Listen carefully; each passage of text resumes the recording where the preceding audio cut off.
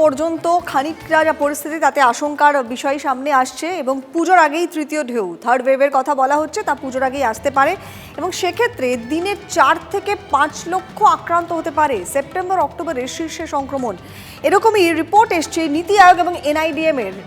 স্বভাবতই এই জোড়া রিপোর্টে বিপদ ঘণ্টা। তবে এই যা গাণিতিক হিসেব এনআইডিএম এবং নীতি আয়োগ দিয়েছে তা বিশেষজ্ঞদের একাংশ আবার খারিজ করে দিয়েছেন, কিন্তু অতিমারি পরের পর্ব সেটা যে আসতে চলেছে সেটা কিন্তু কেউ খারিজ করেননি এবং সেটা কতটা মারাত্মক হতে পারে তা নিয়ে একটা দোলাচল ইতিমধ্যেই রয়েছে। তারই মধ্যে এই রিপোর্টে একটা ভয় আরও বেড়েছে, এটা তো বলাই যায়। নীতি আয়োগ এবং ন্যাশনাল ইনস্টিটিউট অফ ডিজাস্টার ম্যানেজমেন্টের রিপোর্ট নিয়ে জোর আলোচনাও চলছে। আয়োগের রিপোর্ট অনুযায়ী সেপ্টেম্বরে ভয়াবহ চেহারা নিতে পারে করোনা। আর সত্যি যদি এই অনুমান সত্যি হয়, বাস্তব হয়, তাহলে দেশের স্বাস্থ্য পরিকাঠামো ভেঙে পড়ার একটা আশঙ্কা। যদিও যে গাণিতিক মডেলের ওপরে ভিত্তি করে আয়োগের এই অনুমান তাকে খারিজ করে দিয়েছেন অনেক বিশেষজ্ঞই। একাধিক রিপোর্ট এবং বিশেষজ্ঞদের পরস্পর বিরোধী দাবিতে খানিকটা বিভ্রান্তিও বাড়তে শুরু করেছে। এ নিয়ে আমরাও আলোচনা করব। আমাদের সঙ্গে এই মুহূর্তে রয়েছেন ডক্টর কাজল কৃষ্ণ বণিক, কথা বলবো তার সঙ্গে। ডক্টর বণিক, টিভি9 বাংলায় আপনাদের আরও একবার স্বাগত জানাই। এই করোনা পর্বে প্রত্যেক মুহূর্তে আপনার সহায়তা আমরা পেয়েছি। যেটা জানতে চাইবো, এই যে এবারে নীতি আয়োগ এবং এনআইডিএম এর যে রিপোর্টটা আপনি নিশ্চয়ই ইতিমধ্যে জানেন, এই রিপোর্টে এক্স্যাক্টলি যা বলা হয়েছে আপনি এটার সাথে কতটা সহমত এবং আপনার ঠিক পর্যবেক্ষণ কি? প্রথম পর্যবেক্ষণ, আমার খুব জানতে ইচ্ছে করে যারা এই রিপোর্ট প্রস্তুত করেছেন তারা কোন কোন প্যারামিটারকে কনসিডার করে এ জাতীয় ভয়ঙ্কর একটা রিপোর্ট প্রকাশ করলেন। আমি পর্যবেক্ষণ করেছি এই রিপোর্টটি। এই রিপোর্টের কয়েকটা অংশ আছে। প্রথম অংশটা হচ্ছে তারা রয়টারে 40 জন বিশেষজ্ঞের একটা মতামতকে সমৃদ্ধ করেছেন। তাতে উল্লেখ করেছেন যে অক্টোবর মাসে ভারতবর্ষে নাকি মারাত্মক আকার ধারণ করবে কোভিড-19 এবং সেখানে শিশু কিশোররা মারাত্মকভাবে ক্ষতিগ্রস্ত হবেন। দ্বিতীয় যে প্রেডিকশন তারা করছেন যে ভারতবর্ষের শিশু কিশোরদের জন্য যে ব্যবস্থা চিকিৎসা রয়েছে সেটা অপ্রতুল। পর্যাপ্ত পরিমাণে প্রশিক্ষিত স্বাস্থ্যকর্মী, চিকিৎসক, ওষুধ এবং যন্ত্রপাতি ইত্যাদি নেই, এই তাদের অবজারভেশন। আমাদের মনে হয় যে কয়েকটা ইন্ডিকেটর বা প্যারামিটারকে সামনে রেখেই আমরা অতীতে বিভিন্ন গাণিতিক মডেল প্রকাশ করতে দেখেছি এবং বিভিন্ন প্রেডিকশনের খবর দেখেছি। সেখানে কখনো কোথাও আর নট গুরুত্ব পেয়েছে, কখন কোথাও ইনফেকশন রেট, কখনো কোথাও টেস্ট পজিটিভিটি রেট ইত্যাদি নানাবিধ বিষয়, পাশাপাশি ভ্যাকসিনেশন কাভারেজটাও কিন্তু গুরুত্বপূর্ণ বলে বিভিন্ন বিশেষজ্ঞ মহল থেকে আমাদের কাছে রিপোর্ট আসছিল। আমরা যদি স্টেট ব্যাংক অফ ইন্ডিয়ার সাম্প্রতিকতম রিপোর্ট দেখি, সেখানে স্টেট ব্যাংক অফ ইন্ডিয়ার রিপোর্ট যা অত্যন্ত গুরুত্ব সহকারে আমরা পর্যালোচনা করেছি, সেখানেও বলা হয়েছিল সেপ্টেম্বর মাসের প্রথম দিকেই দেশে আছড়ে পড়বে করোনার তৃতীয় ঢেউ। কিন্তু সে বোধহয় এখন আসছে না, কেননা গত বেশ কয়েকদিন ধরেই আমরা দেশের করোনা গ্রাফ যদি পর্যবেক্ষণ করি তাহলে দেখব গ্রাফ কিন্তু নিম্নমুখী। আর এমন একটা সময় এনআইডিএম এর এই রিপোর্টটা আমাদের সামনে এলো, গত 155 দিনের মধ্যে দেশে অ্যাক্টিভ রোগীর সংখ্যা যখন সবচাইতে কম, যখন দেশে শুধুমাত্র কয়েকটি রাজ্য ছাড়া অধিকাংশ রাজ্যের অধিকাংশ জেলায় অধিকাংশ জায়গায় টেস্ট পজিটিভিটি রেট 2 বা 2-এর কম, এবং এমন একটা সময় যখন এই রিপোর্টটা আমাদের সামনে এলো তখন আমরা জেনে গেছি যে ইন্ডিয়ান একাডেমি অফ পিডিয়াট্রিক্স, ভারতবর্ষের শিশুরোগ বিশেষজ্ঞদের সর্ববৃহৎ সংস্থা, তারা পরিষ্কারভাবে বলে দিয়েছেন যে তৃতীয় ঢেউ যদি আসেও তাতে কিন্তু শিশুদের মধ্যে মারাত্মক আকার ধারণ করবে এইরকম কথার কোনো বায়োলজিক্যাল ভিত্তি নাই। দ্বিতীয় কথা হচ্ছে, দেখুন, Landsat COVID-19 commission India task force বলে একটি সংগঠন তৈরি করেছিল ল্যান্ডসেটের পক্ষ থেকে। তারাও পরিষ্কার ভাবে বলেছেন যে শিশুদের মধ্যে করোনা তৃতীয় ঢেউয়ের প্রকোপ খুব বেশি পড়বে এমন কোনো প্রামাণ্য তথ্য নীতি তাদের কাছে নেই। আর তৃতীয় যে বিষয়টা আমি উল্লেখ করতে চাই, যে এইমস, আমাদের দেশের এইমস 4টে রাজ্যের গত 15 মার্চ থেকে 10 জুন যে সেরো সার্ভাইলেন্স রিপোর্ট করেছে 45,000 স্যাম্পেলকে কেন্দ্র করে, সেখানেও তারা দেখাচ্ছেন যে 2 থেকে 17 বছর বয়সী বাচ্চাদের মধ্যে শতকরা প্রায় 56% সেরো পজিটিভ, অর্থাৎ 56%-এর মধ্যে ইতিমধ্যেই সংক্রমণ ঘটে গেছে, বাকি যে 44% আছে তারা সাসেপ্টিবল, এবং তাদের মধ্যে যদি আগামী দিনে ভ্যাকসিনেশন কাভারেজ হয়, যেটা সরকার ইতিমধ্যেই গ্রহণ করেছেন, ডিসিজিআই অ্যাপ্রুভ করেছেন জাইডাস ক্যাডিলার যে ভ্যাকসিন, ঠিকই। তা যদি ব্যবহার করতে শুরু করি, তাহলে কিন্তু এই যে এনআইডিএম এর রিপোর্ট, তাতে যথেষ্ট সংশয়, দ্বিধা এবং বিভ্রান্তির সৃষ্টি হয়েছে বলেই আমার ব্যক্তিগতভাবে মনে হয়েছে। একেবারে কেননা আপনি এই যেটা বললেন যেটা ডক্টর বণিক, এই বিভ্রান্তিটা একটা বড় ব্যাপার, কারণ সাধারণ মানুষ তারা তো বুঝতে পারছেন না কি করবেন। একদিকে এরকম একটা রিপোর্ট, তারাও সেটা পড়ছেন, অন্যদিকে চিকিৎসকরা তারা অন্য একটা কথা বলছেন, এবং আপনি যেমনটা বললেন শেষ 155 দিনের যদি প্রেডিকশন দেখা যায় এবং আমাদের যা রিপোর্ট সামনে এসছে, তাতে স্বাভাবিকভাবেই বিভ্রান্তি বাড়বে। আমাদের সঙ্গে ডক্টর অনির্বাণ দলুই যোগ দিয়েছেন। আমি একবার একটু ডক্টর দলুইয়ের কাছে প্রশ্ন নিয়ে যাব। ডক্টর দলুই, যেমনটা ডক্টর বণিকের সাথে কথা বলছিলাম, যে নীতি আয়োগ এবং এনআইডিএম এর যে রিপোর্ট, পাশাপাশি যারা চিকিৎসকরা রয়েছেন তাদের একাংশের যে বক্তব্য, সব মিলিয়ে কোথাও একটা পরস্পর বিরোধী দাবি সামনে আসছে। সাধারণ মানুষ তারা তো আরো বিভ্রান্ত হবেন। দেখুন, প্রশ্নটা হচ্ছে যে এমন একটা জিনিসকে নিয়ে আমরা করছি যে সায়েন্সটা কিন্তু আমাদের কাছে একদম ওই 2x2=4 হবে, মানে এরকম অঙ্কের মতো সহজ নয়। এখানে আমরা সবকিছুই চলে হচ্ছে প্রেডিকশন ওয়াইজ, এবং আমাদের কিছু পারিপার্শ্বিক যে সমস্ত ধ্যান ধারণা আছে, পারিপার্শ্বিক যে সমস্ত তথ্যাবলী রয়েছে, সেগুলো দিয়ে আমরা কিছু প্রেডিকশন করতে পারি। সেই প্রেডিকশনের উপর নির্ভর করে আমাদের বলতে হয় যে কোভিডের থার্ড ওয়েভ আসবে বা কারা এফেক্টেড হবেন ইত্যাদি। সেরকম জায়গা থেকে দাঁড়িয়ে যে কথাটা ডক্টর বণিক বলেছেন বা আপনারা যে কথাগুলো আলোচনা করছেন, যে পরস্পর বিরোধী হচ্ছে কেন, কারণ এই দুটো থিওরি কিন্তু আছে। এরকম নয় যে একটা থিওরি স্ট্রং, একটা থিওরি নয় স্ট্রং নয়, এরকম কিন্তু বলা সম্ভব নয়। দুটো থিওরিই আছে, এবং তার মধ্যে আমাদের বারবার এই কার্যকারণ বুঝতে হচ্ছে যে কোন দিকে যেতে পারে।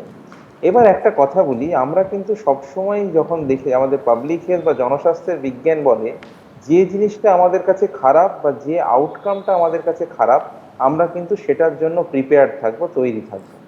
সুতরাং যদি আমরা বুঝেই নিই যে আমাদের শিশুদের যে ক্ষেত্রে কতটা ভয়াবহ হতে পারে বা পরিস্থিতি কতটা সংক্রামক হয়ে উঠতে পারে, সেটা আমরা আগে থেকে যদি প্রেডিক্ট করে নিই যে হ্যাঁ হবে, তাতে আমার দুটো তিনটে জিনিস আমাকে আগে থেকে কিন্তু রেডি থাকতে হবে। আমার ইনফ্রাস্ট্রাকচার রেডি করতে হবে, আমার বাচ্চাদের ভ্যাকসিনেশন রেডি করতে হবে, এবং একই সাথে যাতে ট্রান্সমিশনটা আটকানো যায় বাচ্চাদের মধ্যে, সেটা রেডি করতে হবে। এবার আমার প্রশ্ন হলো যে এইটা মানুষের মধ্যে যেন এই ধরনের মানে একটা দ্বিমত না থাকে, যে কখনো তারা বলছে যে হ্যাঁ আসবে না, কেউ বলছে আসবে, এই দ্বন্দ্বের মধ্যে তারা না গিয়ে তারা কিন্তু প্রস্তুত থাকুন। কেননা থার্ড ওয়েভ আসবে, কোনো কোনো পকেটে আসবে, হয়তো অ্যাজ এ হোল সারা ভারতবর্ষে নাও আসতে পারে। হ্যাঁ, কিন্তু থার্ড ওয়েভ আসবে এ ব্যাপারে সবাই একমত। সেটা কতটা মারাত্মক হবে, কতটা সাধারণ হবে, সেটা নিয়ে একটা প্রশ্ন আছে। কিন্তু যেমনটা আপনারা বলছেন, প্রত্যেকেই সেটা বরাবরই বলে এসছেন যে সত্যি থার্ড ওয়েভ একটা আসছে, এবং কোথাও একটা এবারে এই থার্ড ওয়েভ বিষয়টাতে এই অতিমারির দাপটটা, এতদিন আমরা যেটা জানতাম প্যান্ডেমিক, এপিডেমিক শুনেছি, এবারে এন্ডেমিকের কথাটাও সামনে আসতে শুরু করেছে। এমনটা হুয়ের চিফ সায়েন্টিস্ট সৌম্যা স্বামীনাথন তার বক্তব্য থেকে স্পষ্ট হয়েছে। এন্ডেমিকের অর্থ দেশের ভৌগোলিক গণ্ডির মধ্যে কোনো রোগের টিকে যাওয়া, যার জেরে সেই ভাইরাস নিত্যসঙ্গী হয়ে ওঠে। মহামারী বা অতিমারির ক্ষেত্রে দাপট বাড়ে রোগের। করোনা এন্ডেমিকে পরিণত হলে কোভিড বিধিতে দিন যাপনই বরাবরের মতোই অভ্যেস করতে হবে গোটা দেশের মানুষকে, এমনটা বক্তব্য সৌম্যা স্বামীনাথনের। এবং তার কথাতে এই ইঙ্গিতটাই স্পষ্ট হচ্ছে যে এবারে যদি এন্ডেমিক হয়ে যায়, তাহলে কিন্তু দেশ থেকে রোগ একেবারে নির্মূল হয়ে গিয়েছে এমনটা নয়, উল্টে জীবনযাপনে নিত্যসঙ্গী হয়ে ওঠে এই ভাইরাস। এই বিষয়টা নিয়ে এবারে আমরা আলোচনায় যাব। ডক্টর বণিক, আপনার এই যে সৌম্যা স্বামীনাথন যে এন্ডেমিকের কথা বলেছেন, মানে সত্যি কথা বলতে প্রত্যেকে, মানে নিত্যদিনে আমরা যেমন যেমন জিনিসপত্র ব্যবহার করি, এবার নিত্যদিন আমাদের সেই ভাইরাসটাকে ক্যারি করে চলতে হবে, এবং তার জন্য বেসিক যা যা রিকোয়ারমেন্ট দরকার সেই ভাইরাসকে আটকানোর, সেটাকে পুরোপুরি নিত্যদিন সঙ্গী করে নিতে হবে। দেখুন, এই করোনা সংক্রমণ রূপবার তো প্রাথমিক শর্তটাই হচ্ছে ব্যক্তিগত সুরক্ষা বিধি এবং কোভিড অ্যাপ্রোপ্রিয়েট বিহেভিয়ার মেনে চলা, তার সাথে ভ্যাকসিনেশন। এটা আমরা বারংবার বলেছি। আজকে যখন ডক্টর স্বামীনাথন এই কথা বলছেন, তখন কিন্তু ডিরেক্টর জেনারেল অফ ডব্লিউএইচও তিনি কিন্তু অন্য কথা বলছেন, যে তিনি দেখছেন যে সারা পৃথিবীর কোনো কোনো জায়গায় কোভিড সংক্রমণ বাড়ছে, কোথাও কোথাও মৃত্যুর সংখ্যা বাড়ছে।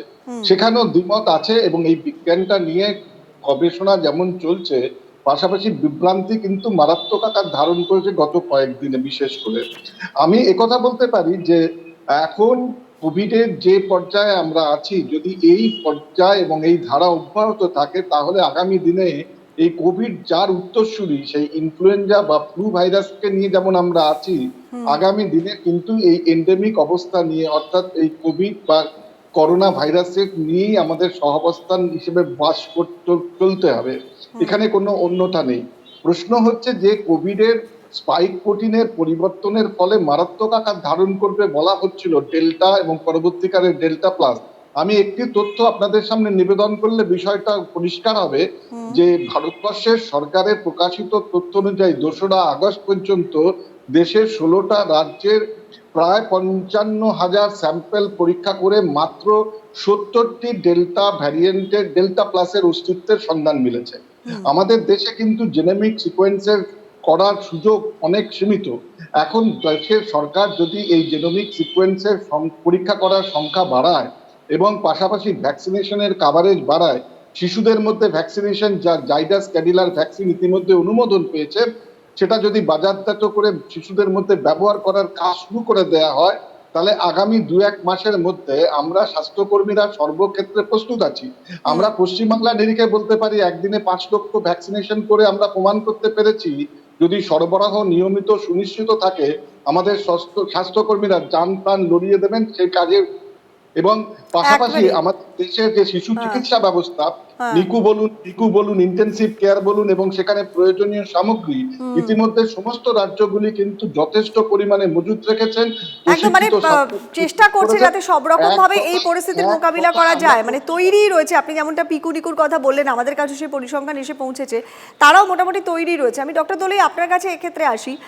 ধরুন এই যে এন্ডেমিকের কথা বলা হচ্ছে, প্রত্যেক দিনের মতো দিন যাপন, সেটা যদি আমি একটু বাইরেও রাখি, বরাবরই আপনারা চিকিৎসকরা প্রত্যেকটাই বলে আসছেন যে বেসিক যে রেস্ট্রিকশনসগুলো সেগুলো মানতেই হবে, মাস্ক পরতে হবে, নিরাপদ দূরত্ব বজায় রাখতে হবে, এগুলোই বেসিক ইনস্ট্রাকশনস কোভিডকে যাতে দূরে রাখা যায়। কিন্তু তারপরও বিভিন্ন সময় আমরা দেখি এখনও পর্যন্ত, যখন এই থার্ড ওয়েভ একেবারে knocking at the door, epidemic সেরে এবারে এন্ডেমিকের কথা আসছে, তখনও সাধারণ মানুষ কিন্তু এখনও পর্যন্ত সাবধান হচ্ছেন না। মানে সাবধান মানেই বরাবর আপনারা দিয়ে যান। আবারও একবার অনুরোধ করব, যদি এই সময়ে পরিস্থিতিটা মোকাবিলার জন্য আপনাদের যা পর্যবেক্ষণ সেটা আরও একবার একটু বলেন। ঠিক একটা কথা বলি যে এন্ডেমিক নিয়ে কিন্তু অতিরিক্ত ভীত হওয়ার কোনো প্রশ্ন ওঠে না, কেননা ভারতবর্ষ অলরেডি বিভিন্ন রকম ডিজিজের এন্ডেমিক, ম্যালেরিয়া, ডেঙ্গু, টাইফয়েড ইত্যাদি বিভিন্ন রকমের ইনফেকশাস ডিজিজ যেগুলো আছে তার কিন্তু এন্ডেমিক বিভিন্ন জায়গা, ভারতবর্ষের বিভিন্ন জেলা, বিভিন্ন রোগের ক্ষেত্রে এন্ডেমিক কথাটার মানেই হচ্ছে যে সেটা তখন ভৌগোলিকভাবে রেস্ট্রিক্টেড হয়ে যাচ্ছে এবং তার যে সংক্রমণের প্রবণতা বা মারণ ক্ষমতা সেটাও কিন্তু মোটামুটি অনেকটা কমের দিকে বা কন্ট্রোলের দিকে আসে, এটা সাধারণত আমরা দেখতে পাই।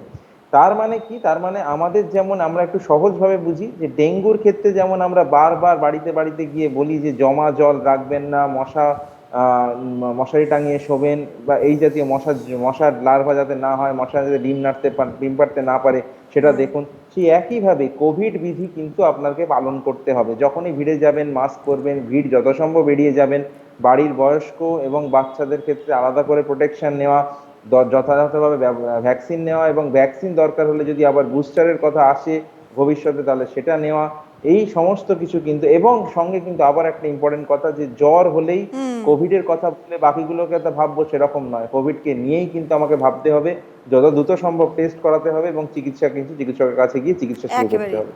একদমই। অনেক ধন্যবাদ ডক্টর দলুই এবং ডক্টর বণিক, আপনাদের দুজনকে আমাদের সময় দেওয়ার জন্য। আমরা কথা বললাম দুই বিশিষ্ট চিকিৎসকের সঙ্গে।